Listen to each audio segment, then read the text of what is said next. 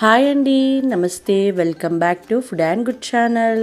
ముందుగా అందరికీ ఉగాది శుభాకాంక్షలు అండి. ఈ ఉగాది అందరికీ సకల సౌభాగ్యాలను తీసుకొచ్చి పెట్టాలని మనస్ఫూర్తిగా కోరుకుంటూ మనం ఉగాది పచ్చడిని ఎలా చేసుకోవాలో చూద్దాం.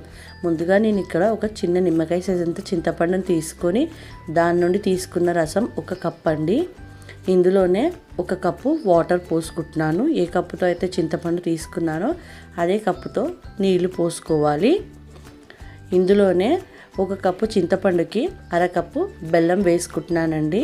తీపి ఎక్కువగా తినేవారు ఇంకొంచెం వేసుకోవచ్చు, కానీ ఈ బెల్లం అయితే సరిపోతుంది. బెల్లం వేసుకొని చింతపండు బెల్లం అంతా కూడా కరిగేలాగా బాగా కలుపుకోవాలి.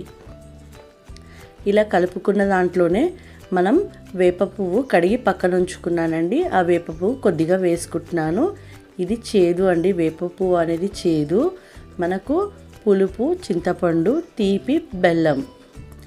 అలాగే ఇందులోనే సన్నగా కట్ చేసుకున్న మామిడికాయ ముక్కలండి. ఇవి చిన్న పిందెలండి, మామిడికాయ పిందెలు కాబట్టి ఇవి కొద్దిగా వగరుగా ఉంటాయి.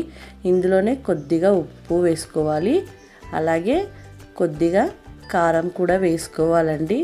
మన షడ్రుచులతో చేసుకున్న పచ్చడి అనేది రెడీ అయిపోయిందండి, ఉగాది పచ్చడి. నేను ఇందులో కొద్దిగా పుట్నాల పప్పు వేసుకుంటున్నాను. మీకు నచ్చితే వేసుకోండి, లేదంటే స్కిప్ చేయండి. చాలామంది అరటిపండు కూడా వేసుకుంటారండి, సోంపు కూడా వేసుకుంటారు. మీకు నచ్చితే వేసుకోండి.